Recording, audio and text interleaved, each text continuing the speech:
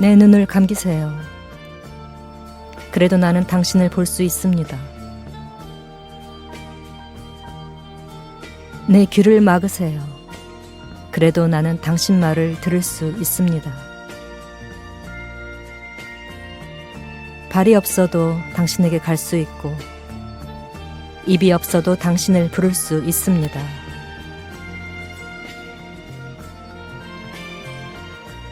내 팔을 꺾으세요. 나는 당신을 내 마음으로 잡을 것입니다. 내 심장이 멈추게 하세요. 그러면 내 머리가 고동칠 것입니다. 당신이 내 머리에 불을 지르면 그때는 내 피 속에 당신을 실어 나를 것입니다.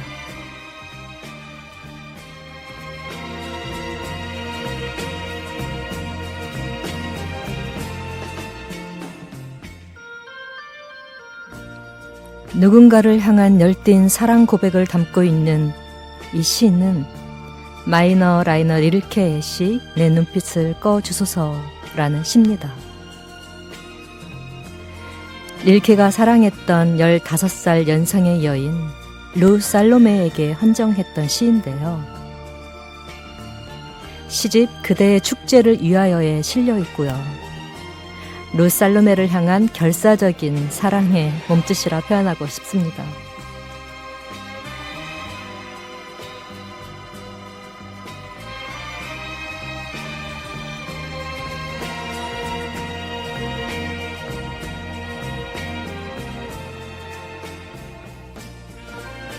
사랑을 향한 릴케의 뜨거운 심장이 요동치는 마치 24시간 꺼지지 않고 활활 타오르는 요원의 불길처럼 또 나의 일인 양 가슴에 와 닿는 시입니다. 릴케의 마음을 담은 듯한 노래로 친절한 지니 씨의 힐링 아트 도슨트, 오늘 12번째 이야기 시작합니다.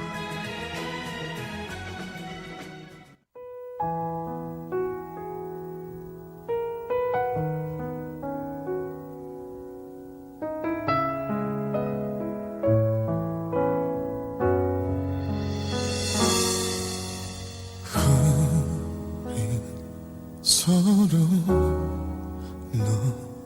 너무도 다른 세상에 살아왔죠.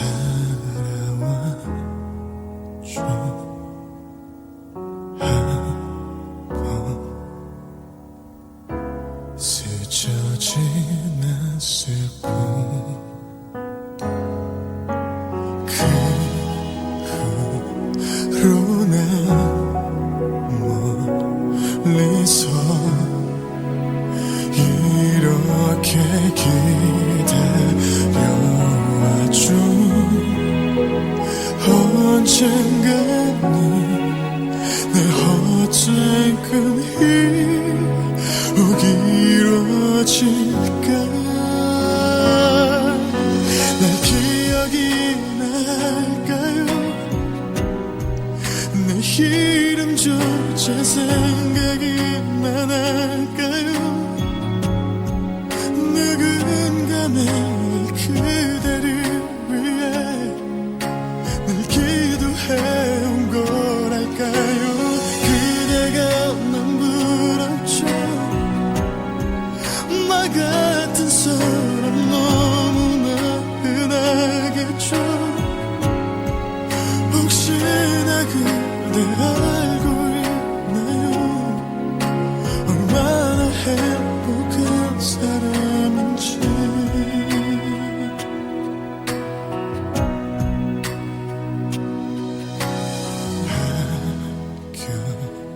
아껴왔던 내 맘이 흔하게 묻혀질까봐 단 한 번도 편지조차 못했는데.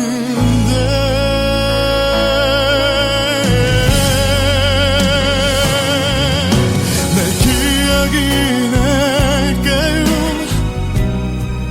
내 이름조차 생각 이야기나 날까요? 그대는 이미 누군가에게 그님이라는 걸 알까요? 그대를 사랑해요. 나도 모르게 이렇게 돼버렸죠. 혹시나 그대 알고 있나요? 그 나이로 지금까지 매일 그대의 곁에서 맴돌았다는 걸, 그대를 지켜왔었다는 걸.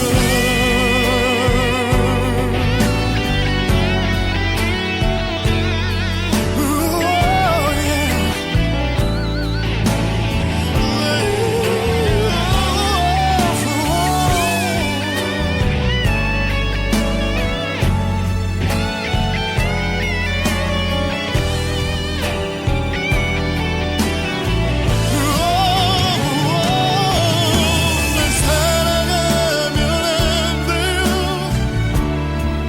단 하루라도 그럴 수는 없나요?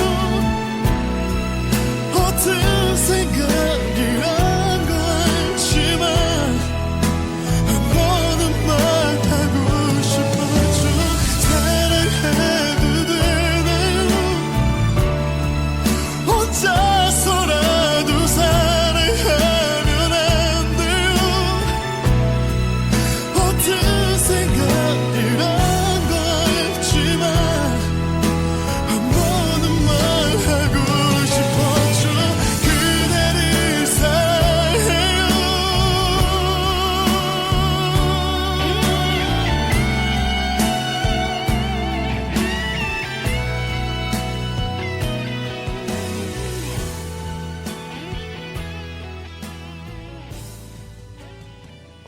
네, 릴케의 마음을 담은 듯한 곡 박효신의 동경 듣고 오셨습니다. 여러분은 지금 전주 공동체 라디오 FM 93.5MHz에서 보내드리는 친절한 지니 씨의 힐링아트 도슨트를 듣고 계시고요. 저는 DJ 정진희입니다. 11월도 네, 이제 하루 남았네요. 하루. 시간이 언제 또 이렇게 빨리 흘렀는지. 네, 지난 1년을 이렇게 반추하며 남은 한 달을 또 더 알차고 후회 없이 보내야겠다는 그런 각오를 다지게 되는 순간입니다. 오늘이 마지막 주니까 세계의 러브스토리 세 번째 편 가져왔고요. 로댕은 연애야말로 생명의 꽃이다 라는 말을 남겼다고 하죠. 굳이 이런 말을 인용하지 않더라도 사랑이란 말에 설레지 않을 사람은 어디도 없을 것이며 또 그 소중함에 고개 숙이지 않을 수 있는 사람 또한 없을 텐데요. 우리 인류 역사상에 사랑이 빠질 수 없고 역사에 그러하기에 남녀 사이의 애정은 역사를 만든다는 말 또한 진리라는 생각을 해봅니다. 세계의 저명 인사들, 이른바 이름께나 알려진 유명인들은 어떤 사랑을 했을까요? 한 시대를 풍미했던 진짜 별들의 사랑과 전쟁 속으로 들어가 보겠습니다.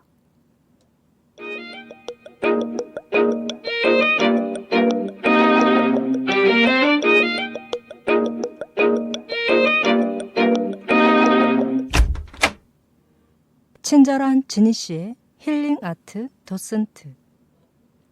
네. 친절한 지니 씨의 힐링 아트 도슨트. 오늘은 12화 세계의 러브스토리 3편 그 첫 번째 일부 순서 들어갈 텐데요. 바로 좀 전 오프닝에서 시인 릴케가 루살로메에게 한눈에 반하여 바친 애타는 사랑이 절절히 묻어나는 시 한 수로 시작했었는데 바로 오늘은 요 커플 릴케와 루살로메 그리고 여기에 또 한 명의 남자가 더 등장을 합니다. 신은 죽었다라고 말한 철학자 니츠인데요. 릴케와 루살로메는 이른바 그 드메 커플이라 불리우는 연상연하 커플의 대표적인 사례인데, 이 드메라는 말의 유래는 19세기 초 프랑스에서 연상의 여성에게만 사랑을 고백한 드메라는 이름을 가진 청년의 이름에서 비롯되었다고 합니다. 릴케와 루 살로메 외에도 또 유명한 이 드메 커플로는 여러분들 잘 아시는 쇼팽과 조르주 상드, 그리고 나폴레옹 1세와 보나파르트 조세핀 등이 있죠. 루 살로메의 워낙 그 자유분방한 행동으로 비록 그 아름다운 사랑의 뜻을 이루지는 못했지만, 한편으로는 또 이렇게 뜨거운 가슴으로 사랑을 고백할 만한 상대가 있었다는 것도 큰 행복이 아니었을까 싶네요. 독일의 작가이자 정신분석학자로 또 그 유명한 니체, 릴케, 정신분석학자인 프로이트 등에게 예술적 영감을 준 여인이자 당대 지식인들의 뮤즈였던 이 루 살로메는 1861년 2월 러시아의 상페테부르크에서 출생합니다. 아름다운 외모와 지적인 모습으로 당대 지식인들 사이에서도 러시아에서 온 뮤즈라고 칭송을 받죠. 루 살로메는 나름대로 인정받는 작가이자 평론가였으며 또 프로이트 정신분석학의 개척자 중 한 사람이기도 하죠. 하지만 어떤 저술이나 학문적인 업적보다는 신은 죽었다라고 말한 철학자 니체와 말테의 수기, 비가와 같은 명작을 남긴 시인 마이너 라이너 릴케를 절망의 구렁텅이에 몰아넣은 여인으로 훨씬 더 유명합니다. 그녀는 결과적으로 조르주 상드와 이제 유사한 길을 걸었지만, 어떤 면에서는 상드와는 반대되는 여성이었는데 그 시대에 뛰어난 남성들로부터 일방적으로 사랑을 받는 그런 입장이었다고 할까요? 어쨌든 이 루 살로메의 전기에 등장하는 인물들은 대부분 보통 사람들이 상식에서 이해하기 힘든 약간은 좀 특이하고 또 독특한 어떤 정신세계를 가지고 있던 사람들이지만, 이들 중 단연 으뜸은 바로 이 루 살로메이지 않을까 싶습니다. 루가 건강 문제로 이탈리아에 머무는 동안 니체와 이제 만나게 되는데요. 사실 워낙 까다롭고 또 괴팍한 성격의 소유자였던 니체에게는 친구가 많지 않았다고 해요. 친구가 그리 많지 않아서 작곡가 바그너 부부와 철학자 파울레, 말비다를 포함해서 한 대여섯 명 정도? 그 정도가 그 친구의 전부였다고 합니다. 루와 처음 먼저 만난 사람은 니체가 아니라 그의 친구였던 철학자 파울레인데요. 당시 32살이었던 레에는 이 루를 처음 만나는 순간 시쳇말로 뻑이 갔다고 합니다. 첫눈에 반한 거죠. 루 역시 이 파울레를 상당히 좋아는 했지만 두 사람이 이성으로서 좋아하는 그런 사랑의 방식에는 좀 차이가 있었다고 해요. 그러던 어느 날 파울레는 루 살로메에게 그의 스승이자 친구인 철학자 니체를 소개하는데, 이 루 살로메를 보고 이 니체 역시 또 첫눈에 반하게 됩니다. 친구의 여자친구인 거죠. 여친인 거죠. 그러니까. 그 노래가 갑자기 생각나네요. 아냐 이게 아닌데 왜 자꾸 만난 친구 여자가 좋을까?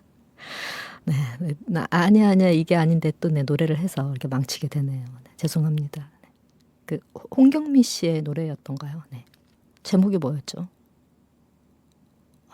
오래된 노래라서. 아무튼 친구의 여자친구를 좋아한다는 그 내용이었던 것 같은데. 어쨌든 이러면 안 되는데 친구의 여친을 보고 그녀에게 또 첫눈에 반한 니체인데, 이건 아니야 하면서도 이 루를 각별히 또 아꼈고, 루 역시 니체의 사상에 큰 관심을 보이다가 결국 파울레와 갈라서고, 이 루 살로메는 니체와 본격적으로 사귀기 시작합니다. 하지만 얼마 지나지 않아 니체가 또 루에게 청혼을 하죠. 루는 니체의 청혼을 거절합니다. 하지만 거절하고 그 헤어졌던 전 연인 파울레 있죠. 파울레에게 다시 연락을 해서는 레와 니체에게 두 사람에게 자 우리 셋 다 어떠한 육체적 관계 없이 그런 거 없이 오로지 철학만을 논하면서 함께 동거 생활을 하자라는 말인지 막걸리인지 얼토당토하는 제안을 하죠. 파울레는 루를 다시 만날 수 있다는 생각에 그녀의 제안을 주저없이 냉큼 받아들였고 니체는 루의 제안에 벼락같이 화를 내면서도 역시나 그녀와 한솥밥을 먹고 살 수만 있다면야 트리플 동거가 대수냐며 또 그 제안을 냉큼 받아들입니다. 그리고 얼마 후 다시 루에게 청혼을 하지만 또 거절당하고 급기야 집을 뛰쳐나오고 말죠. 그냥 한번 거절당하면 그냥 친구로 지내는 게 훨씬 더 편할 텐데 그걸 굳이 또 다시 또 거절당하면서도 또 다시 청혼하고 또 청혼하고 안 되니까 또 다시 또 집을 뛰쳐나오고 이게 뭔 짓인지 왜 부끄러움은 제 몫인가요? 니체님 살짝 부끄럽습니다. 어쨌든 이야기는 점점 이렇게 재밌어지는데요.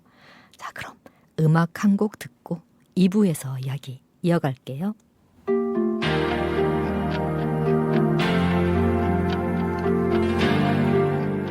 BTS가 부릅니다. I'll be missing you.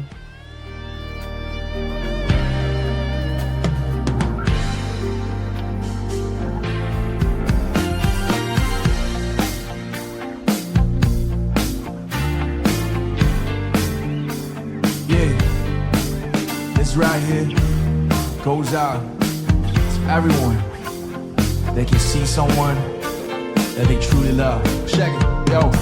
In the future, can't wait to see if you open up the gates for me. Reminisce some time, the night they took my chance. Trying to black it out, but it plays again. When it's real, feelings it's hard to conceal.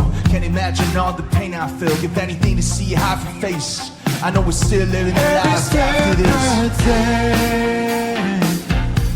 Every move I make, every single day, every time I pray, I've been missing you.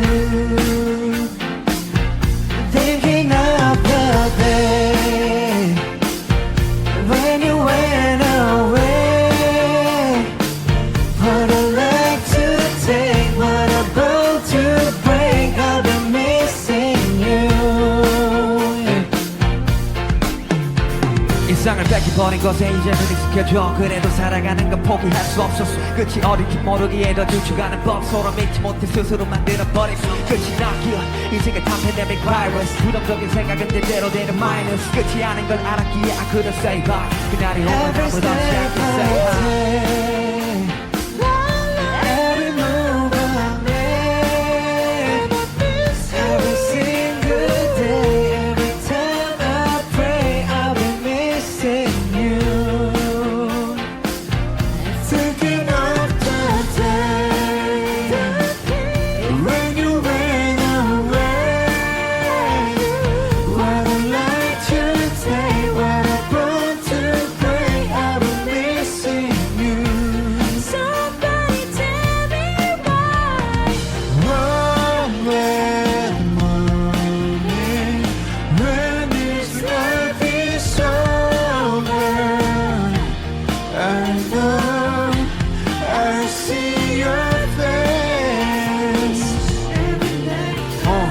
세상이 미워 우리 흔적은 추억으로 그저만 너무 비워 조건 없는 믿음으로 매일 나 외로운 와도 채워가 애워사는 그리움과는 달리 We miss you baby 언제가 됐든 꼭 다시 만나기를 I promise Every move I make Every single day Every time I pray I've been missing you Thinking of the day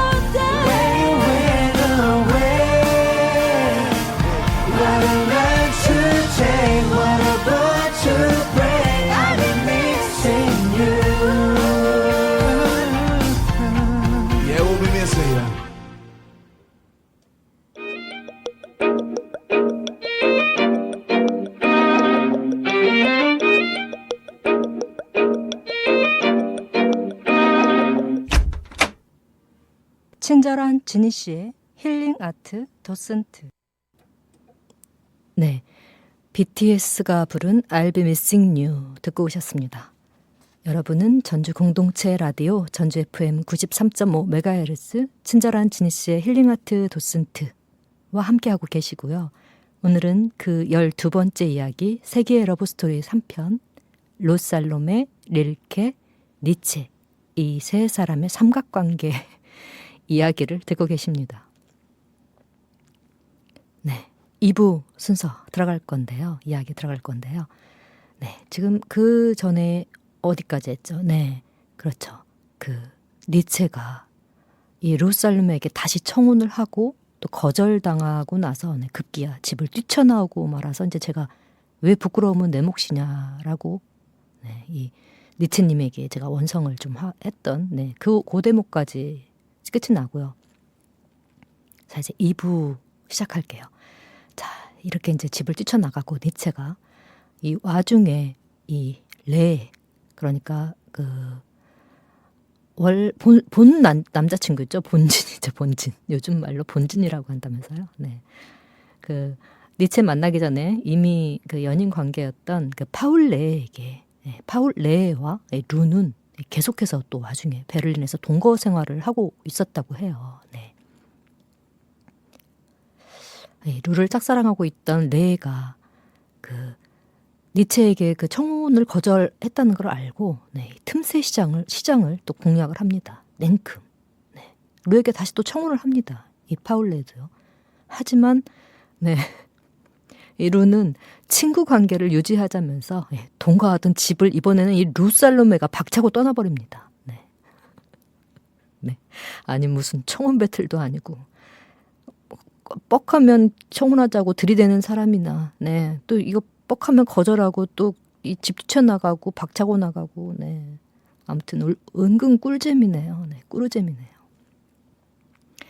어쨌든 이렇게 네. 집을 뛰쳐나온 루살로메는 너와 결혼하지 못할 바엔 차라리 죽는 게 낫다 라면서 가슴에 부엌칼까지 품고 열렬한 구애를 해오던 페르시아 문화에 정통한 베를린 대학교 언어학과 교수인 안드레아스와 급 결혼을 해버립니다. 네, 전격적으로 결혼을 합니다.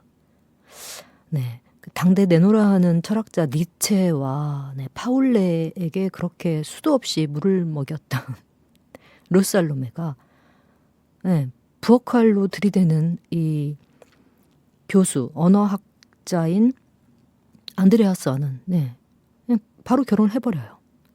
참 쉽죠. 네, 이런 때는. 이 안드레아스는 감수성이 매우 예민한 사람이었다는데 늘 정서가 불안했고 또 가끔씩 이런 발작적으로 분노를 폭발시키는 등 이상 행동에 항상 몸에 부엌칼을 지니고 다녔었다고 해요. 이 정도면 조현병 같은 거 아닌가요? 네, 뭐 예비 범죄자? 네. 아니 과도도 아니고 무슨 부엌칼로 협박 아닌 협박을 해서 결혼을 하다니요. 네, 정말 상상이 안 가네요. 요 정도면 범죄 같은데 요즘 같으면 그 스토커 범죄로 네, 그 은팔찌를 찰 수도 있는 상황인데 어쨌든 그 부엌칼 투혼이 빛났습니다. 네, 결국에는 그 대단한 루살로메를 차지를 하죠. 네, 어쨌든 루는 안드레아스와 결혼은 하지만 그냥 쉽게 결혼해줄 루살로메가 아니죠. 네.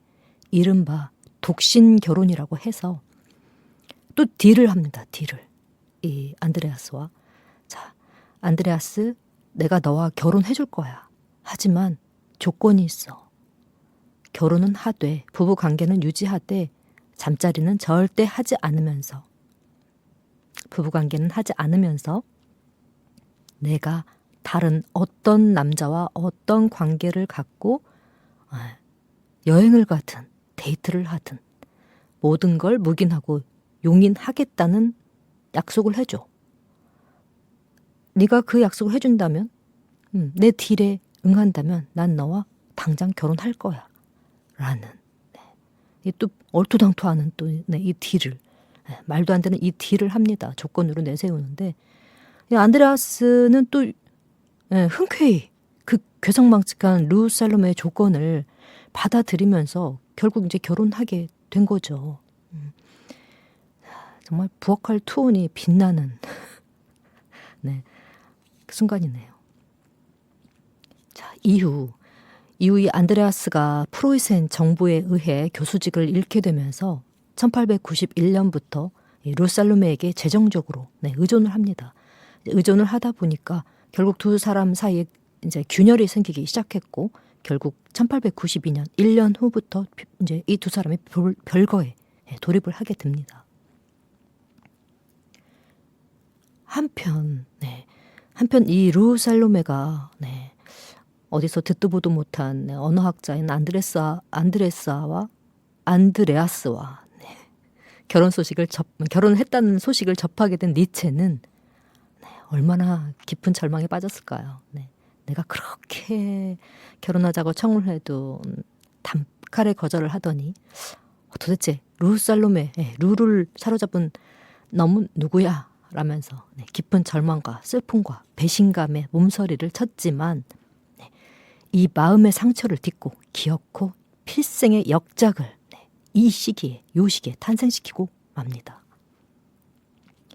이별한 상처를 아는 채 절망 속에서 이 니체가 바로 그 유명한 작품, 니체 하면 이 작품 빼놓을 수 없죠.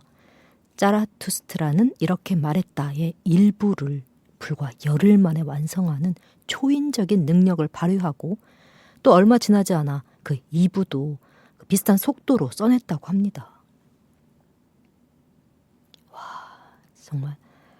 하지만 니체는 결국은 이제 자신을 극복한 자신이 쓴 그 책 속에 짜라투스트라와는 같은 그런 완전한 자유롭고 창의적인 초인에는 미치지 못한 것 같아요. 루살로메의 결혼 소식에 또 반복되는 발작과 또 우울증에 빠져서 정신병원을 들락날락거렸다고 하고 또 파울레는 평소 이 루와 철학에 대해서 이야기를 자주 나누고 담소를 나누곤 했던 절벽 위에서 투신 자살을 하고 맙니다. 물론 이 니체가 정신병원을 들락날락하고 또 파울레가 그 절벽 위에서 투신 자살을 선택한 것이 단순히 그 사랑하는 사람 루살로메에게 모든 원인이 있다고는 말할 수 없죠. 철학을 하는 사람들이고 예술을 하는 사람들이고 본인 나름대로의 어떤 고민이나 창작에 있어서의 고통이나 말 못할 여러 가지 사정이 있었겠지만 여하튼 이 당대 최고의 철학자들이 이렇게 불행한 삶을 선택하고 힘든 인생을 살았던 그 이유 중에 중요한 그 요소 중에 하나가 이 루살로메였다는 것만은 부정할 수 없는 사실인 것 같습니다. 한편 이 안드레아스와 별거 중이던 루살로메는 1895년에 15살 연하의 남자를 또 만나게 되는데 그가 바로 이 오프닝에서 제가 그 열정적인 시 한 편 소개해드렸잖아요. 그 시의 주인공 라이너 마리아 릴케를 만나게 됩니다. 제가 아까부터 계속 마리아 라이너라고 했나요? 이름이 좀 어렵네요. 릴케를 만나서 수년간 릴케와는 친구처럼 친교를 유지하고 지내다가 결국 이제 연인으로 발전을 하죠. 하지만 연인으로 발전을 하지만 루가 점점 더 그 히스테릭한 모습을 보이면서 자신을 지나치게 우상화하는 릴케에게 또 염증을 느끼기 시작합니다. 염증을 느끼기 시작하면서 루살로메의 주특기 있죠. 다시 또 자유. 나 자유로워지고 싶어라고 자유를 주장하며 다른 남자들과 외박을 하는 등 이런 일탈을 또 감행하기 시작하죠. 점점 이야기는 또 파국으로 치닫고 있는데요. 자, 그럼 여기서 음악 한 곡 듣고 와서 3부 이야기 이어가도록 하겠습니다. 듣고 있나요? 나의 이 모든 얘기 거미 기억해줘요 내 모든 날과 그때를. 내 깊은 진심은 매일 그리움 속에 그대를 불러보지만 닿을 수 없는 마음은 나도 이젠 알 것 같아요. 내 안에 그대를 놓을 수 없네요. 애써도 그게 잘 안 돼요.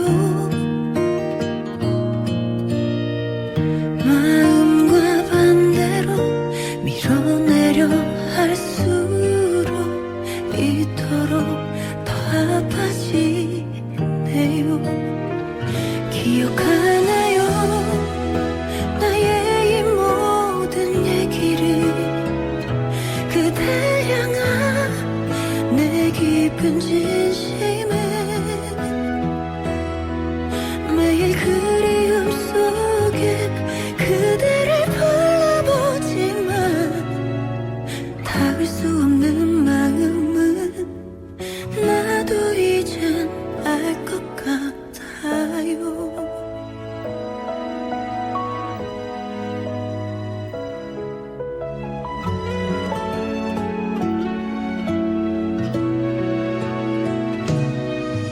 스쳐가는 이 계절을 지나 언젠가는 멀어질 거라니까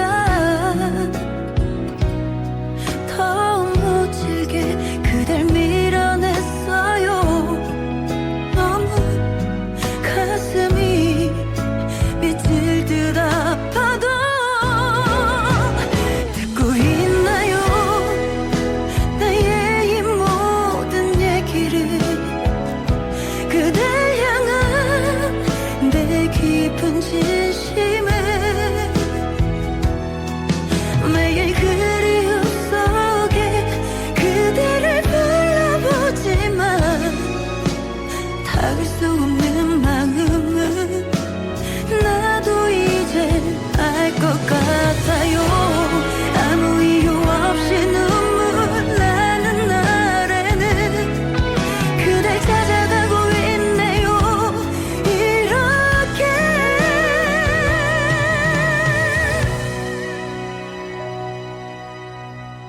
기억해줘요 내 모든 날과 그때를. 지울수록 선명해지니까 가슴 아프겠지만 그대를 보내야 해요. 나를 기억해주세요. 나 그대만 사랑했음은.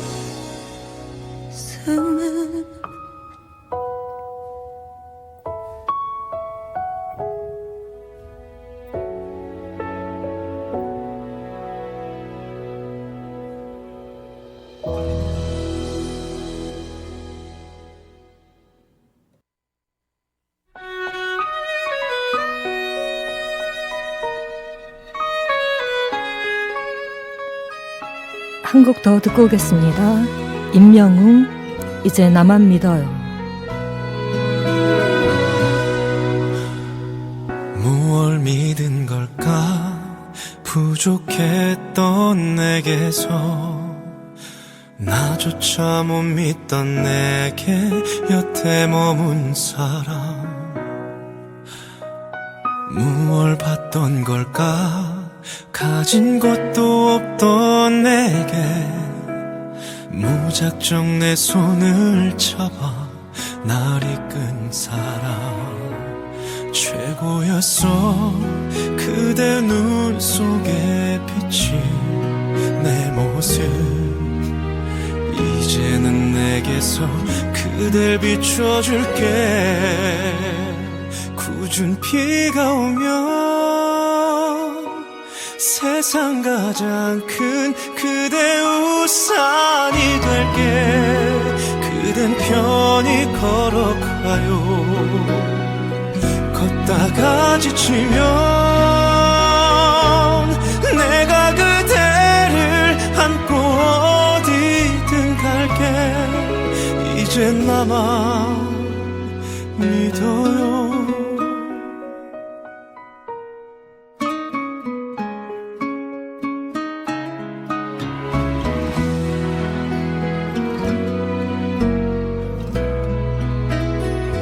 나만 두고 가던 나만 스쳐간 행운이 모여 그대가 되어서 내게 와준 거야. 굳은 비가 오면 세상 가장 큰 그대 우산이 될게. 그댄 편히 걸어가요. 걷다가 지치면 내가 그대를 안고 어디든 갈게. 이젠 나만 믿어요. 나의 마지막 주인공이 되어 다시 누구 앞에서도 그대는 고개 숙이지 마요. 내가 보지 못했던 홀로 고단했던 시간 고맙고 미안해요. 사랑해요. 이 세상은 우리를 두고 오랜 장난을 했고 우린 속지 않은 거야. 이제 울지 마요. 좋을 땐 밤새도록 맘껏 웃어요. 전부 그대 거니까. 그대는 걱정 말아요. 이제 나만 믿어요.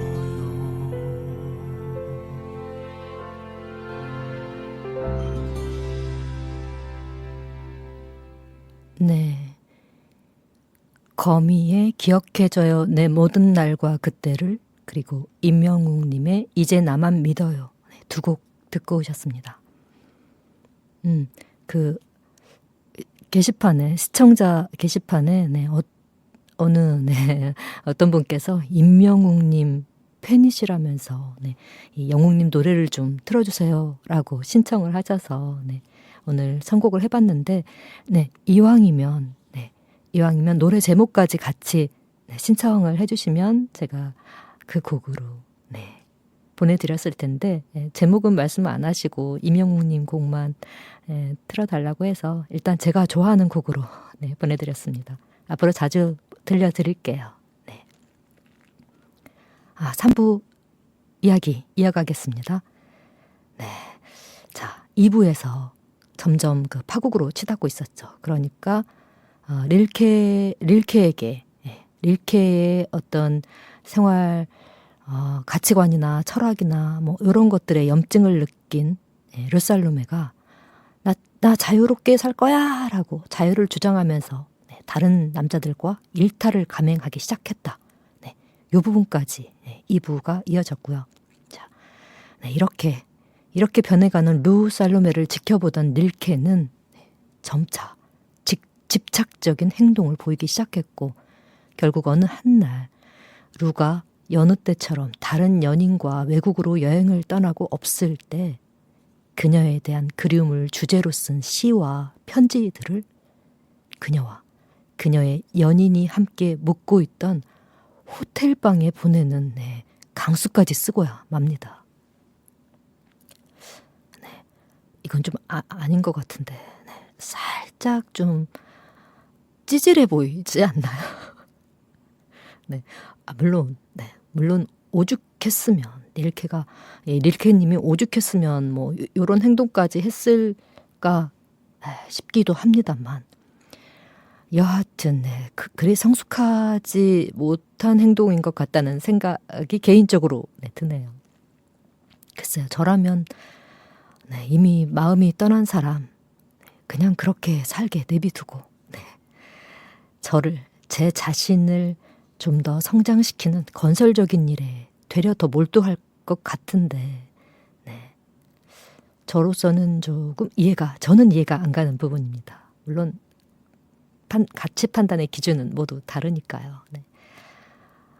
어쨌든 내 사람이 아닌 내 인연이 아닌 사람과 일에 에너지 빼앗기는 거 너무 아깝잖아요. 물론 머리로 생각하는 것처럼 쉬운 일은 아니지만 그래서 진희 씨는 평소에 자기 사랑에 대한 명상과 마음 공부, 마음 챙김을 좀 많이 하기 위해서 노력하고 있습니다. 세상의 중심은 나예요. 나여야 하죠. 내가 나를 사랑하는 것이 결국 타인을 사랑하고 존중하는 시작의 출발점이거든요. 그렇습니다. 그렇더라고요. 그러니까 풀치님들, 나 자신을 먼저 챙기고 항상 나를 우선순위에 두세요. 나르시시스트가 되라는 뜻이 아닌 건 아시죠? 나르시시스트. 역시 발음 어렵군요. 제가 좀 발음을 잘 못하는 건가요? 이 혀 운동을 좀 열심히 하고 방송을 해야 할 것 같습니다. 또 잠깐 삼천포 다녀왔고요. 이렇게 삼천포 빠질 때마다 옆에서 누가 저를 이렇게 끄집어내줘야 되는데 끄집어내 주실 분이 없네요. 하지만 뭐 왔다 갔다 혼자 잘하니까 어디까지 했죠? 이게 함정입니다. 한번 갔다 오면 어디까지 했는지 이야기 그 시작과 끝을 몰라서 이 방황하는 호텔 방으로 연애 편지 투척했다는 부분까지 했죠. 여튼 이 사건으로 결국 루는 릴케에게 헤어지자는 내용의 짤막한 답장을 보내고 죽는 날까지 릴케를 만나지 않았다고 하는데 정남이가 떨어진 거죠. 어쨌든 릴케와 헤어진 후 루는 정신 분석학계의 대가인 그 유명한 프로이트 아시죠? 프로이트를 소개받아서 또 죽을 때까지 친분을 이 프로이트와 유지했다고 합니다. 물론 뭐 이때도 이 루는 프로이트의 제자들과 또 자유연애를 하면서 프로이트의 조교 중 또 한 사람은 이 루를 또 너무 짝사랑한 나머지 그녀와의 이루어질 수 없는 사랑에 절망하고 슬퍼하다 또 스스로 무지개 다리를 건넜다는 믿거나 말거나지만 그런 썰이 전해지고 있습니다. 대체 얼마나 매력이 철철 넘쳤으면 실제로 루살로메는 제가 이제 사진을 봤는데 정말 매력적이더라고요. 눈도 크고 얼굴도 미인이지만 단순히 그냥 우리 흔하게 주변에서 볼 수 있는 그런 일반적인 미인이 아닌 상당히 카리스마가 있어요. 눈도 부리부리하고 전체적으로 윤곽이 뚜렷하고 뭐 얼굴도 예쁘고 똑똑하고 거기에 또 자유로운 영혼. 여기서 자유로운 영혼은 제가 생각하는 그 자유로운 영혼하고는 조금 다릅니다. 어쨌든 이 쓸데로 루살로메는 뛰어난 지성과 신비한 미모로 이렇게 많은 남자들을 매혹시켰고 또 많은 사람들에게 뮤즈 그 잡채였다고 하죠. 특히 니체와 릴케라는 그 두 천재, 당대 최고의 천재 철학자에게는 더욱 그랬겠죠. 비록 15년 정도의 그 시간차는 있지만 이들에게는 기이하게도 이 루에게 차이고 나서 정확하게 9달 후에 각자 일생일대의 최고의 필작들을 완성하였다는 또 공통점이 있기도 하더라고요. 놀랍죠? 어쨌든 그렇다고 합니다. 우연의 일치치고는 참 신기하기도 하고요.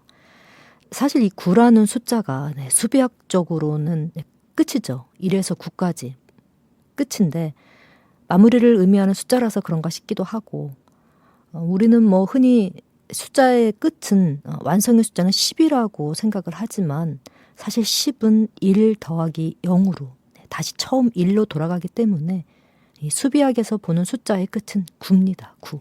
네, 9라는 거. 네. 뭐 중요한 건 아니고요. 네. 또 삼천포. 네. 알고 계시죠? 이제 자주 빠졌다가 나왔다 들어갔다 나왔다 하는 거. 네, 네. 아무튼 네. 예루살렘에는 그들에게 영감을 주었을 뿐 아니라 그들을 절망으로 몰아넣었지만 이 그녀의 마력 또한 영원하지는 않았습니다. 안드레아스를 잃고 나서 예루살렘에는 급격히 건강이 쇠약해져 갔고 골절상과 허리 통증 그리고 유방암까지 이어지면서 히틀러가 집권하고 또 유럽의 불길한 전쟁의 그림자가 짙게 드리워지던 1937년 1월 5일 그녀의 자택 괴팅겐에서 75세를 일기로 화려한 생을 마감합니다. 잠을 자다 맞이한 편안한 죽음이었다고 해요. 방 안에는 마리센과 그녀의 남편 그리고 태어난 지 얼마 되지 않은 그들의 아이만 있었다고 하고 유해는 화장된 후 안드레아스의 곁에 묻혀서 영면을 취하고 있습니다.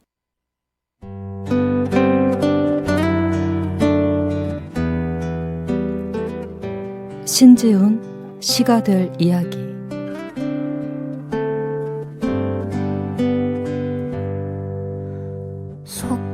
속절없다는 글의 뜻을 아십니까?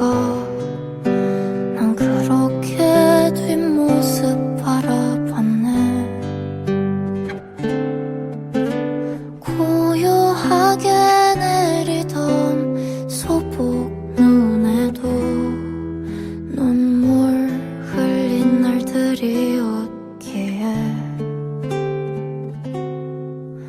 많은 약속들이 그리도 무거웠나요? 그대와도 작별을 건넬 줄여 오랫동안 꽃 피우던 시절들이 이다지도 찬 바람에 흩어지네. 천천히 멀어져줘요 내게서 나와 맺은 추억들 모두 급히 돌아설 것들이 없나. 한밤의 꿈처럼 잊혀져 가네.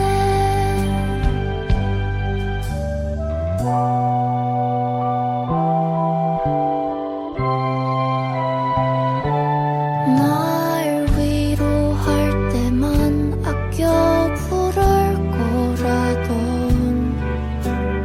나의 이름을 낯설도록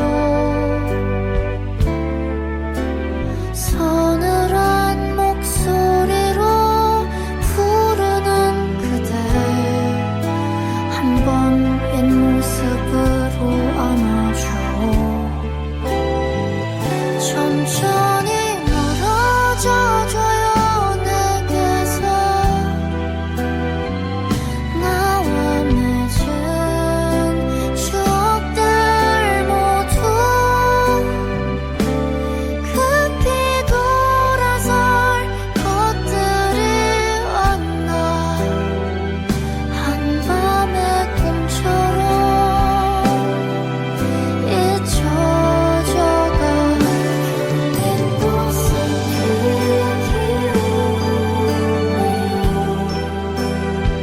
서서히는 마음 비추던 뒷모습에 다시 아름다움을 그늘진 날마저 난 하루마다 이상할 사줄.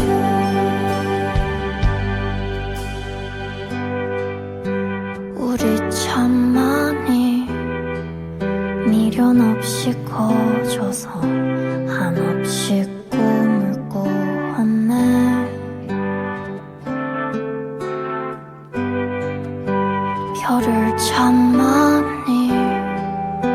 새 곳도 세워서 시가 되었네.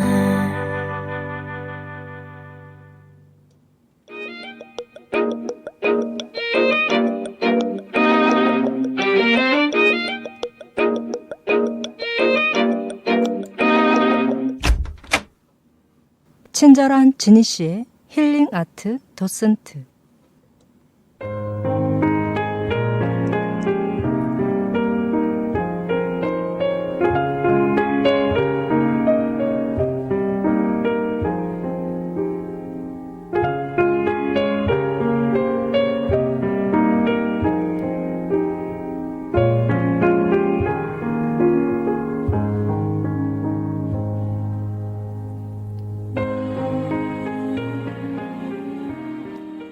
나는 힘과 생기, 친구들과 쾌활함을 잃었다. 천재성을 믿게 했던 자존심도 잃었다. 진리를 접했을 때 그것이 나의 벗이라 믿었다. 진리를 이해하고 느꼈을 때 이미 그것에 진저를 치고 있었다. 하지만 진리는 영원하고 진리를 모르고 산 사람들은 세상에서 아무것도 알지 못한 셈이다. 신이 말씀하시니 우리는 답해야 한다. 이 세상에서 내게 남은 유일한 진실은 내가 이따금 울었다는 것이다.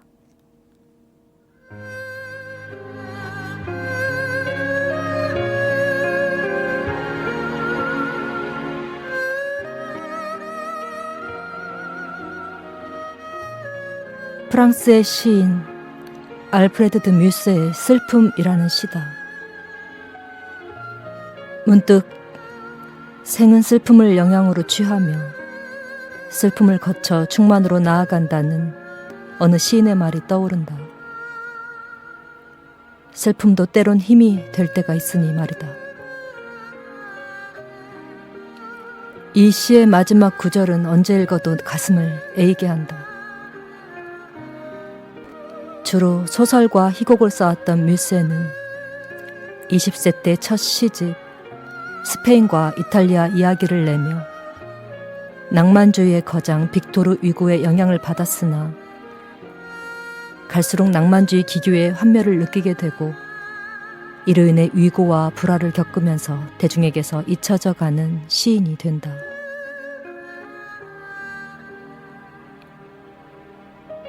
그러나 35세 때 발표한 희곡 변덕이 큰 성공을 거두면서 잊혀졌던 시도 다시 주목받게 되어 베스트셀러 시인이 된다.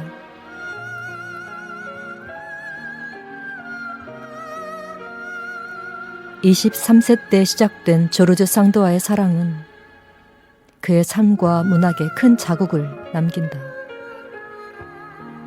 상도와의 사랑 이야기를 담은 자전적 소설 세기야의 고백을 썼으며 당시 프랑스 문단에 큰 관심을 끌었지만 정작 논란의 대상이 된 사랑 이야기는 없었다고 한다.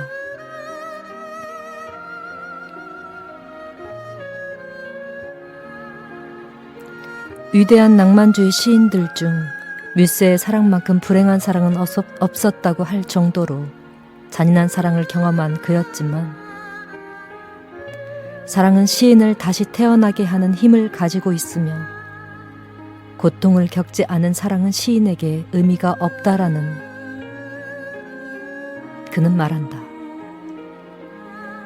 시란 한 방울의 눈물로 진주를 만드는 것이라는 말로 수많은 독자들을 매료시킨 뮤세를 훗날 독자들은 사랑의 시인이라 부른다.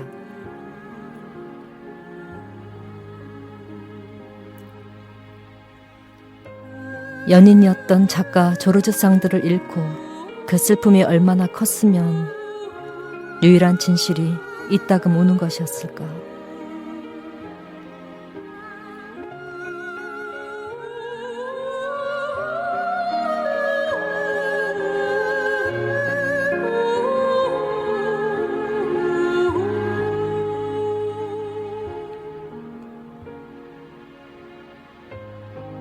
친절한 지니 씨의 반편지였습니다.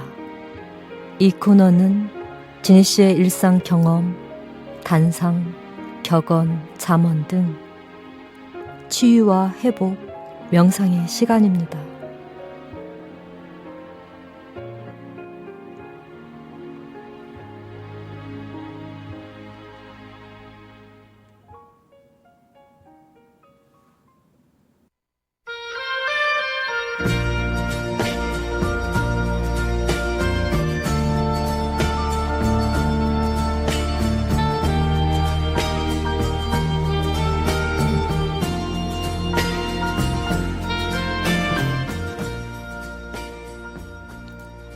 사랑은 심장과 같고 우정은 폐와 같습니다.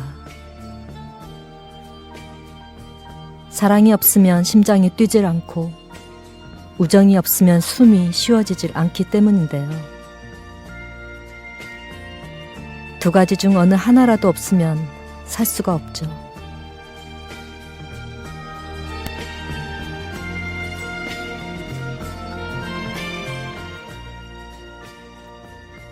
친구란 내 슬픔을 자신의 등에 지고 가는 자라고 인디언들은 말합니다.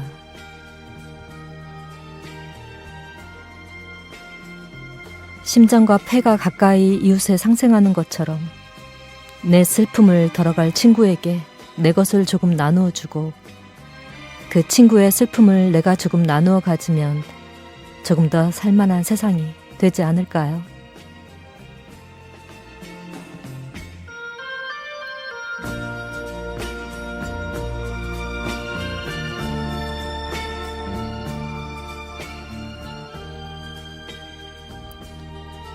고달픈 삶의 여정에 지치고 힘이 들 때 오래된 친구처럼 언제든지 찾아와 조용히 쉴 수 있고 또 편한 마음으로 기댈 수 있는 그 자리, 그 쉼터가 친절한 지니 씨의 힐링아트 도슨트였으면 좋겠습니다.